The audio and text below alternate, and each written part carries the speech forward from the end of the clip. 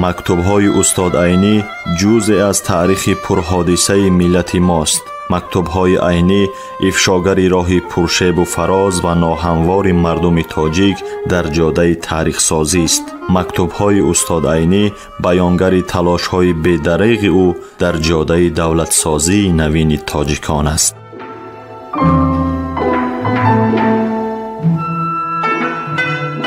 سامعان عزتمند، حالا شما از بخش خوانش ادبی مکتوب‌های استاد عینی را با نویسندگان و اندیشمندان همزمانش با چهره‌های علم و ادب تاجیکی در تهیه، تحریر، برگردانی و نشر آن کارمندان اینستیتوت زبان و ادبیات به نام رودکی اکادمی ملی علم‌های تاجیکستان، ادبیات شناس انزورت ملکزاد و گلبهار عثمانова سهم گذارند. در قرائت هنرپیشه خلقی تاجیکستان نورالله عبداللهیف شنوید.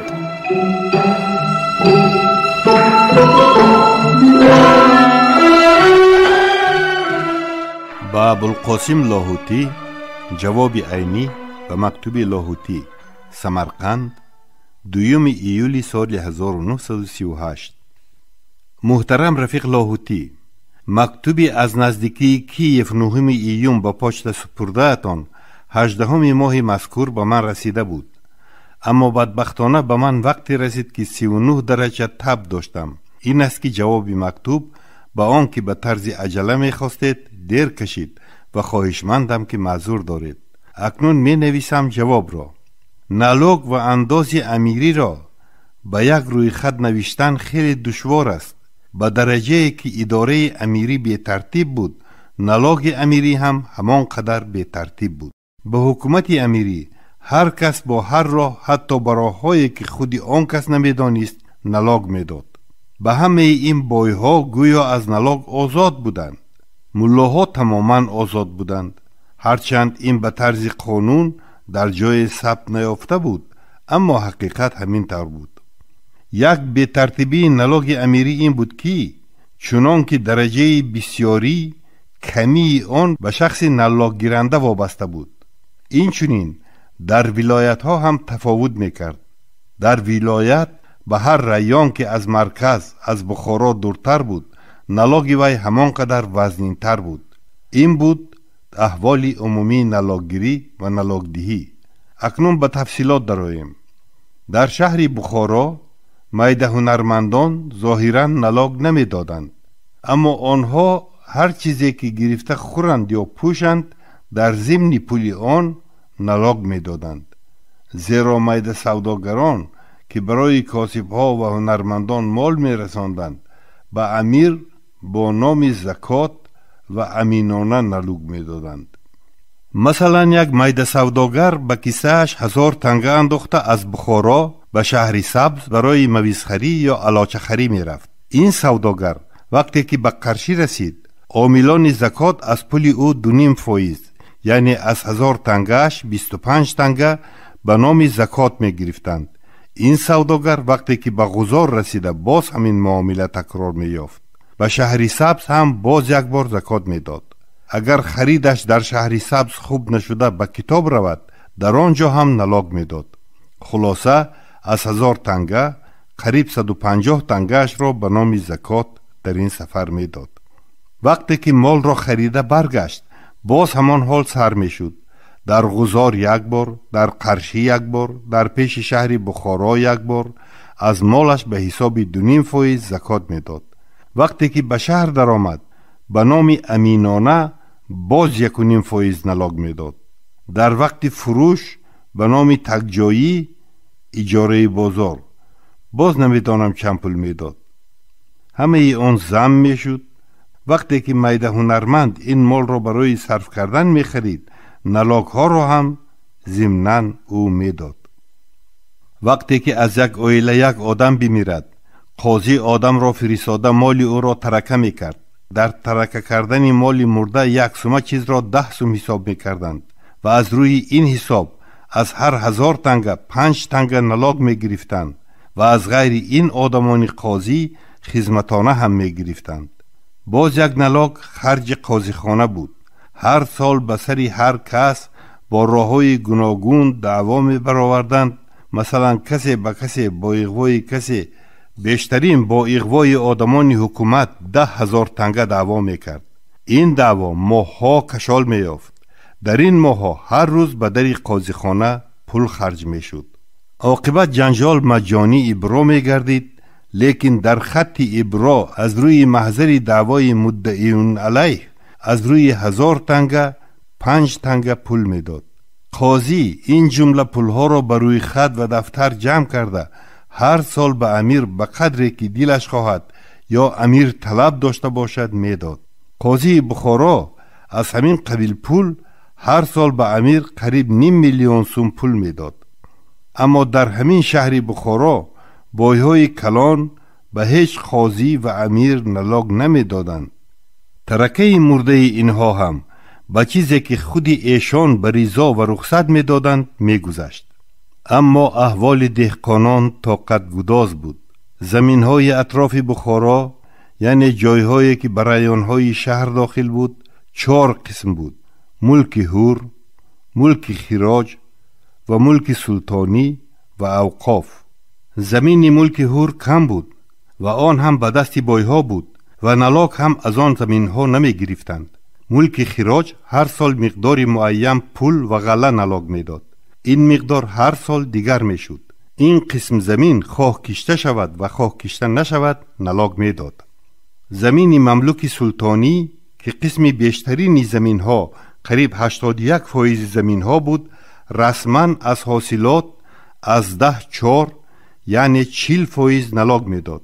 اما حقیقتاً بعد از دادن تمام حاصل گاه از پادشاهی دهقان قرضدار هم شده می ماند، زیرا تخمین مساحت زمینی و تخمین مقدار حاصل به دست آدمان نلاگچی امین بود که می توانستند 5 من حاصل را 10 من و 1 تناب زمین را 2 تناب تخمین کنند.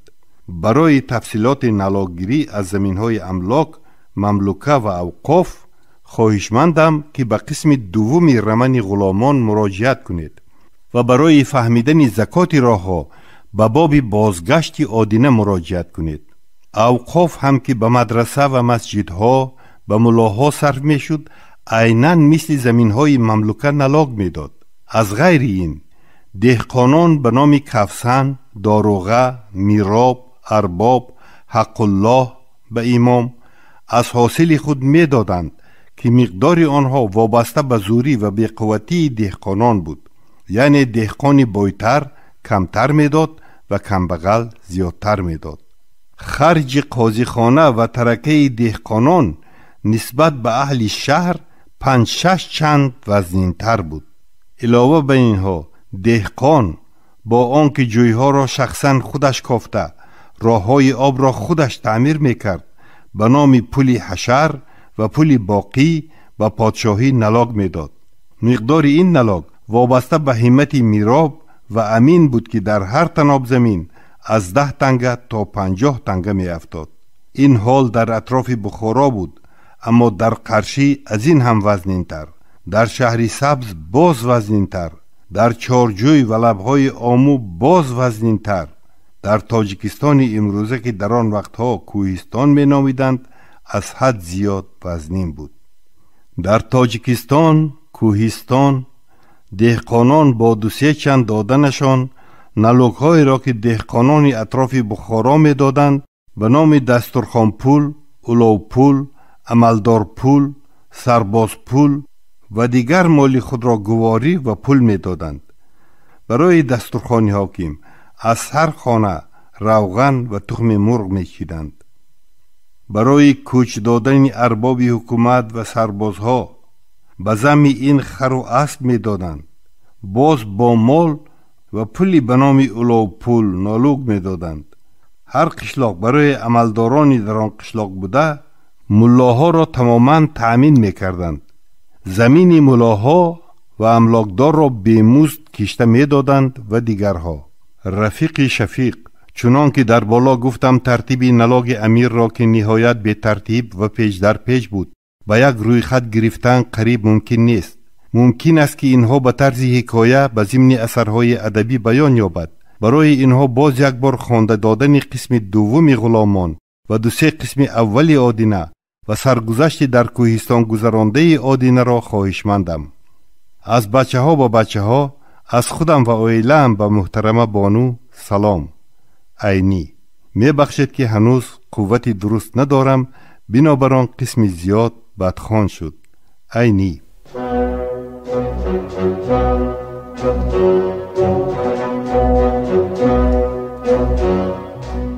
خبرهای ناز، همین گونه مژده‌های فرهنگی در نامه‌های استاد عینی سرشار است و استاد عینی در نامه هم درباره وضع معیشی و حالت عیش و عشرت خانوادگی صحبت نمی‌کنند. هر یک نامه استاد صدرالدین عینی یک کشفیات تازه علمی است. درباره اهل علم، درباره استعدادها صحبت میکنند، درباره کشفیات‌ها صحبت، درباره تاریخ خلق تاجیک صحبت میکنند. صدها بار ما باید این نامه‌ها را خوانده و بزرگی استاد صدرالدین عینی ایمان بیاوریم، باور حاصل کنیم و خودمان تحقیقات‌های درباره عینی نویسیم. هر یک نامه‌ای که استاد صدرالدین عینی نوشته‌اند، هر یک بیان کننده یگان پهلوی مهمی حیات استاد عینی بوده است.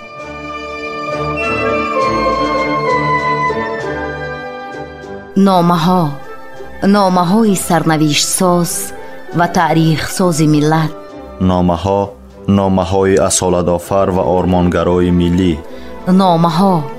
نامه های خودشناسی و خودآگاهی ملی. نامه های افتخار برانگیز و هویت سازی استاد بزرگ صدرالدین عینی.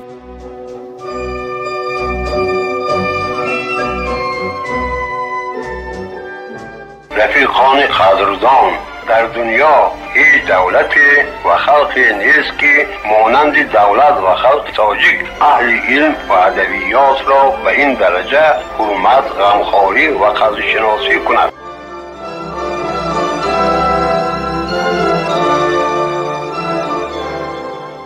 به طاهر پولادوف، 2 ماه 7 سال 38. به دیرکتور نشریات دولتی ریسس تاجیکستان رفیق پولادوف. کار اساسی لغت 1 ایولی همین سال تمام شد. همگی در 629 صحیفه با صحیفه های علاوگی تقریباً 11400 لغت جمع گردید. از این لغت ها تخمیناً 50% لغت هایی است که در کتاب لغت کهنه هست و 50% دیگرش خلقی بوده، بعضیش در ادبیات در آمده باشد هم تا امروز در یگان کتاب لغت جمع نگردیده است. نیمه آن 50% که از کتاب‌های لغت گرفته شد برای فهمیده خواندن ادبیات کلاسیکی تاجیک به جوانان لازم بوده. نیمه دیگرش همه فهم است که در زبان ادبی امروزی تاجیک کار فرموده می شود. چنان که در مکتوب پیشتره هم نوشته بودم، کار مهمی این لغت با اساس لاتینی و کارتشکا گذراندن است. این کار را من تنها کرده نمی توانم و به من هم نمی شود. در این باره من فکر می کنم اگر تاجگیز به عبدالشکور در همین نزدیکی ها آتپسک داده به سمرقند فرستاند، در اینجا در تحت نظارت خودم این کار را تمام می کند. اگر به این کار فرمودن عبدالشکور ممکن نشود، ممکن است که از احراری استفاده کرده شود. احراری در سر ایول خواندنش را تمام کرده در ایام آتپسک در سمرقند یا در استالین آباد می شود. به زودی جواب دادنتان را منتظرم. به سلام رفیقانه، عینی.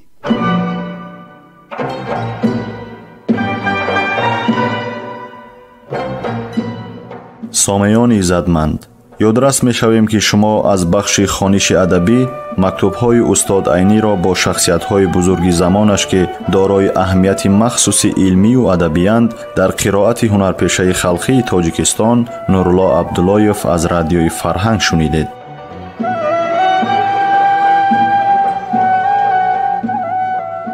در تهیه و پیشنهاد گفتار سهم گذاشتند صلاح‌الدین نورزاد و لطفیه قربانова.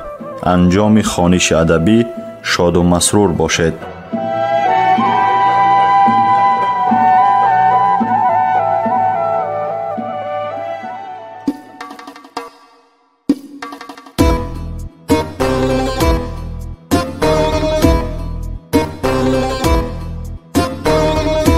عمری عینی از برای خلق صرف خامه شد. خلق ما را دفتری عینی شهادت نامه شد. عمری عینی از برای خلق صرف خامه شد. خلق ما را دفتری عینی شهادت